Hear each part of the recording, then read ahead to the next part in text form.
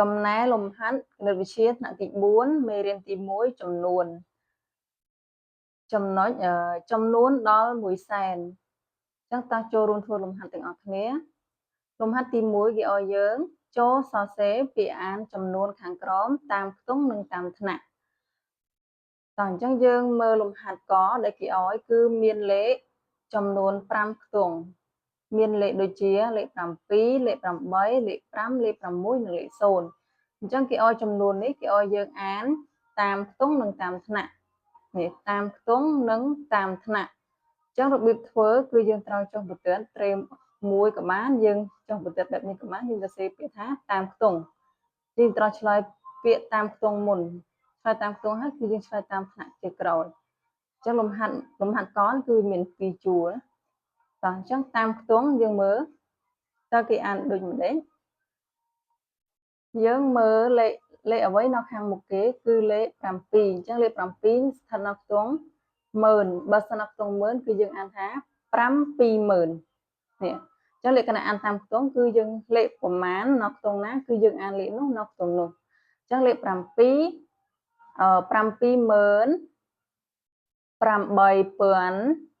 8គឺនៅខ្ទង់ពាន់យើងអានថា8000បន្តមកទៀតគឺ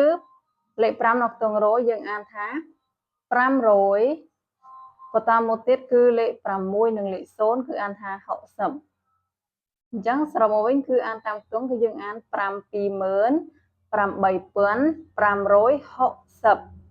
ចាការអានតាមខ្ទង់គឺយើងអានគ្រប់ខ្ទង់នីមួយរបស់វាដោយចាប់ផ្ដើមពីខ្ទង់ខាងមុខអ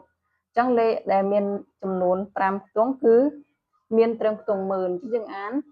ខ្ទង់10000រួចអានខ្ទង់ពាន់ខ្ទង់ពាន់រួចអានខ្ទង់រយខ្ទង់រយអានខ្ទង់10អញ្ចឹងខ្ទង់10វាតម្លៃរបស់វាគឺស្មើទៅតាមនោះបើលេខកន្លែងនេះលេខ6នៅខ្ទង់10គឺតម្លៃរបស់វាគឺស្មើនឹង60អញ្ចឹងយើងអានថា60ចុងក្រោយតែអញ្ចឹងយើងអានតាមថ្នាក់ម្ដងការអានតាមថ្នាក់គឺយើងមើលឃ្លាលេខគឺមានន័យថាយើងត្រូវអានម្ដង2ខ្ទង់ហើយនឹងត្រូវអានម្ដង3ខ្ទង់គឺតាមការដកឃ្លារបស់លេខខាងមុខគឺវាមានលេខ7និងលេខ8ដែលនៅជិតគ្នាអញ្ចឹងមានន័យថាអានេះគឺមួយថ្នាក់បន្តមកទៀតគឺមានលេខ5លេខ6លេខ0ដែលនៅជិតគ្នាគឺអានថាមួយថ្នាក់ទៀតអញ្ចឹងយើងអានម្ដងមួយថ្នាក់តែអញ្ចឹងយើងលេខខាងមុខគឺមានលេខ78អញ្ចឹងយើងអានថា78អញ្ចឹង8នៅខ្ទង់ពាន់អញ្ចឹងយើងអានថា78000បន្តមកទៀតយើងមើលលេខ3ខ្ទង់ចុងក្រោយគឺអានថា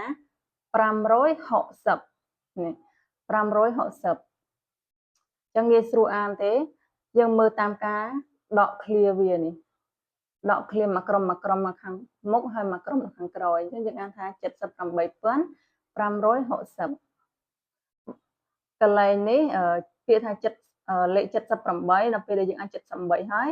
យើងត្រូវបន្ថែមខ្ទង់របស់លេខ8នេះផងលេខ8គឺខ្ទង់ពាន់អញ្ចឹងអានថា78560តែអញ្ចឹងយើងចូលដល់លំហាត់ខ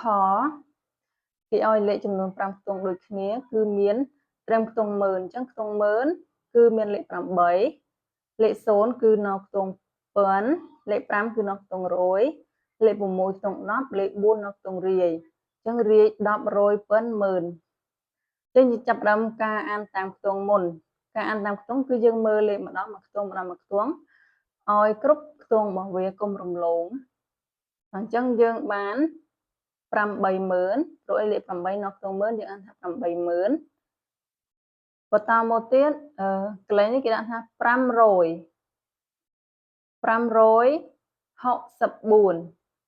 ្ចឹងកាលណាតែកន្លែងខ្ទង់ណាមួយដែលមានលេខ0យើងមិនចាំបាច់អានលេខ0ទេគឺយើងរំលងទៅអាននៅខ្ទង់បន្តទៀត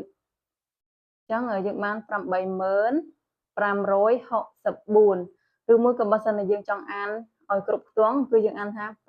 80000បើកន្លែងនេះលេខ0នៅខ្ទង់ពាន់យើងអានថា0564ដូចគ្នាទេគ្រាន់តែថាបើសិនមានលេខ0យើងអាចរំលងអាននៅខ្ទង់បន្ទាប់បាន អញ្ចឹងយើងអានតាមថ្នាក់ម្ដងតាមថ្នាក់គឺយើងមើលលេខដូចនៅខាងលើគឺវាមានម្ដង2ខ្ទង់និងម្ដង3ខ្ទង់អញ្ចឹងយើងអានម្ដង2ម្ដង3នៅតាមក្រុមវានីមួយៗក្រុមខាងមុខគឺមានលេខ8និងលេខ0អានថា80នេះគឺលេខ0នៅខ្ទង់ប៉ុនជាងអានថា80ប៉ុន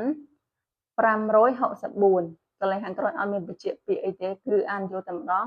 564ចឹងយើងមើលពាក្យខាងក្រោម80ប៉ុន564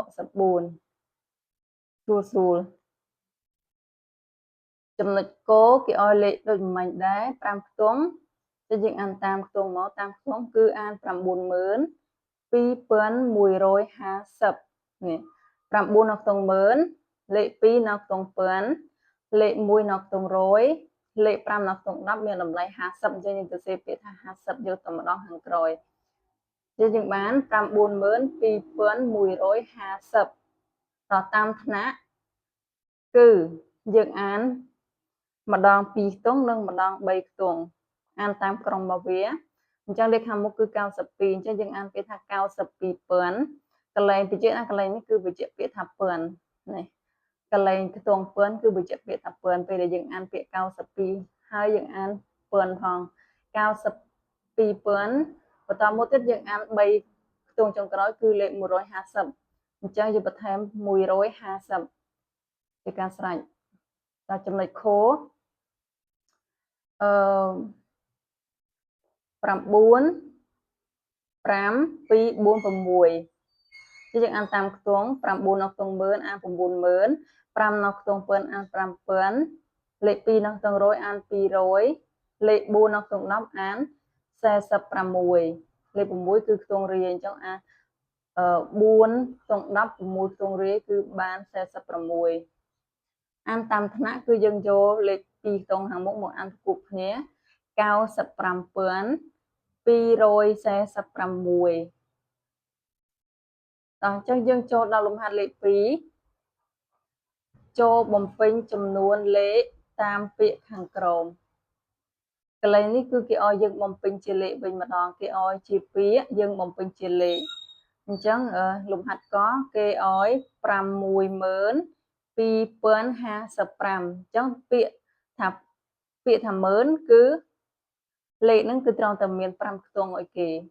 យើងអាចទៅសេតែ4ខ្ទង់មកវិញទេបើ4ខ្ទង់គឺមានត្រឹមតែខ្ទង់ប៉ុនប៉ុន្តែបើគេបញ្ជាក់ថាពាក្យ10000នៅខាងមុខហើយគឺលេខដែលយើងត្រូវទៅសេនឹងតែមាន5ខ្ទង់ហើយអញ្ចឹងលេខខាងពាក្យខាងមុខគឺ60000អញ្ចឹងបើគេដាក់60000យើងត្រូវសេលេខ6ខាងមុខលេខ6បន្តមកទៀតតើគេប្រាប់លេខប៉ុន្មានពាក្យប៉ុន្មានគឺ2000អញ្ចឹងខ្ទង់ប៉ុនគឺវានៅបន្ទាប់ពីខ្ទង់10000អញ្ចឹងមាននៅ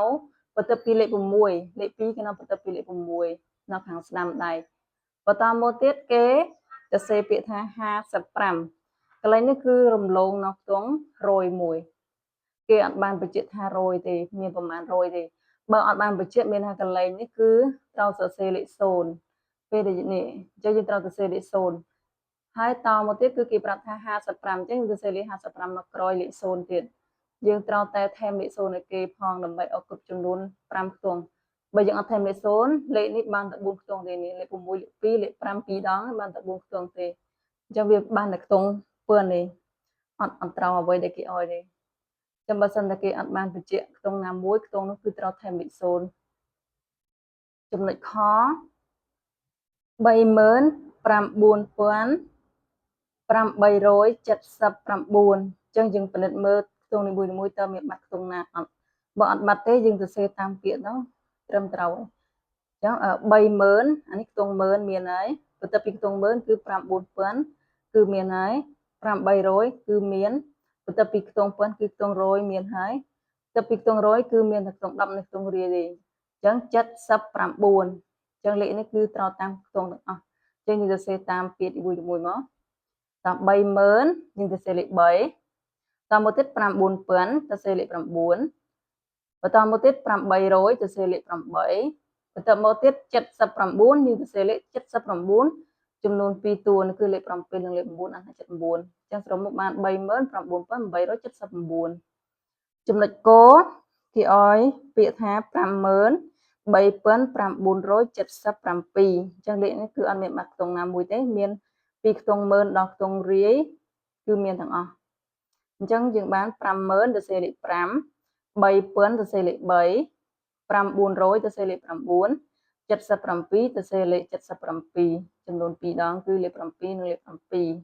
យើងបាន 53977 តែចំណុចខ 93907 កន្លែងនេះដូចជាបាត់ខ្ទង់មួយយើងមើល 90000 ខ្ទង់100 3000អញ្ចឹងបន្តហើយទៅមក 5400 ក៏បន្តពីខ្ទង់ប៉ុណ្ណេះចុងក្រោយគឺគេដាក់ថា7ម្ដងគឺមានន័យថាកន្លែងនេះបាត់ខ្ទង់10បើបាត់ខ្ទង់10យើងត្រូវដាក់ថែមលេខ0យើងថែមលេខ0កន្លែងណាយើងត្រូវដាក់ 90000 យើងសេលេខ 9 មកទៅមក 3000 ទៅសេលេខ 3ទៅមក 900 ទៅសេលេខ 9 តគ្នាមកកន្លែងនេះគឺបាត់ខ្ទង់10ខ្ទង់10គឺនៅខាងមុខខ្ទង់រាយអញ្ចឹងយើងត្រូវដាក់លេខ0សិនបន្តមកទៀតបានលេខ7ក្រោយតោះចំណុចលេខ 3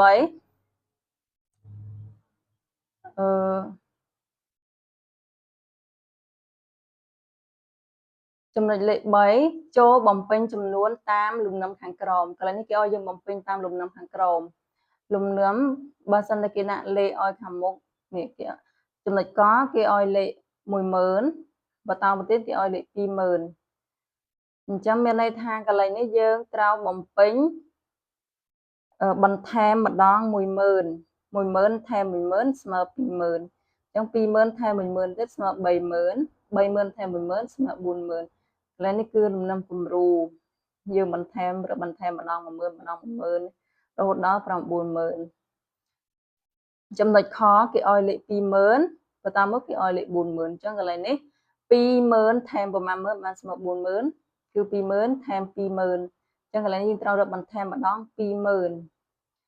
20000ថែម 20000 40000អញ្ចឹង 40000ថែម 20000ទៀត 60000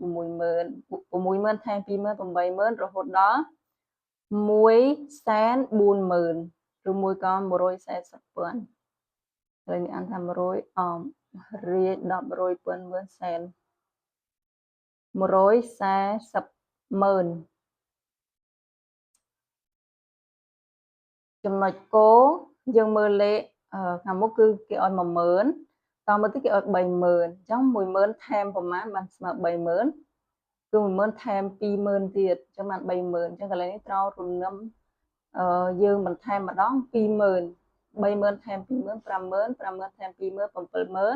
70000 70000ថែម 20000ទៀតនេះបាន 90000 90000ថែម 20000បាន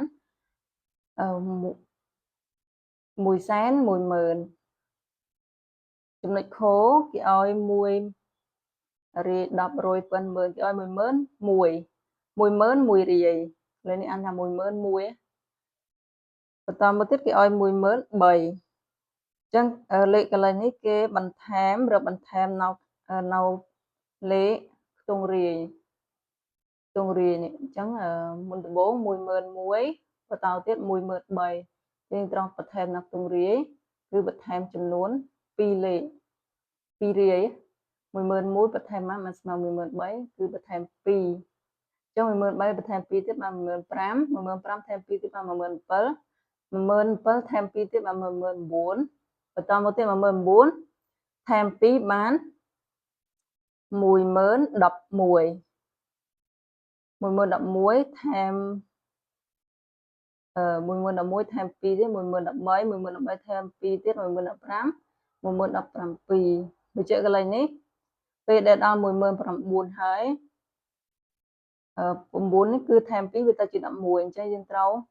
យកលេខ11នេះមកបំពេញកន្លែងលេខ0លេខ0គឺកែទៅជាលេខ1វិញ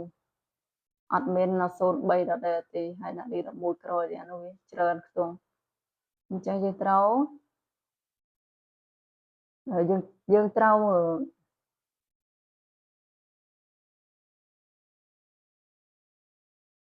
វបន្ថែមលេខ1នៅកន្លែងលេខ0នេះយើងកែពីលេខ0ទៅលេខ1អញ្ចឹងបាន10011អញ្ចឹងលំហាត់នេះចប់តែប៉ុណ្ណាចាំជួបគ្នានៅលំហាត់បន្តក្រោយនៅវីដេអូក្រោយទៀតអញ្ចឹងកុំភ្លេចជួយ Subscribe ឲ្យអ្នកគ្រូម្នាក់មួយផងណាអរគុណច្រើន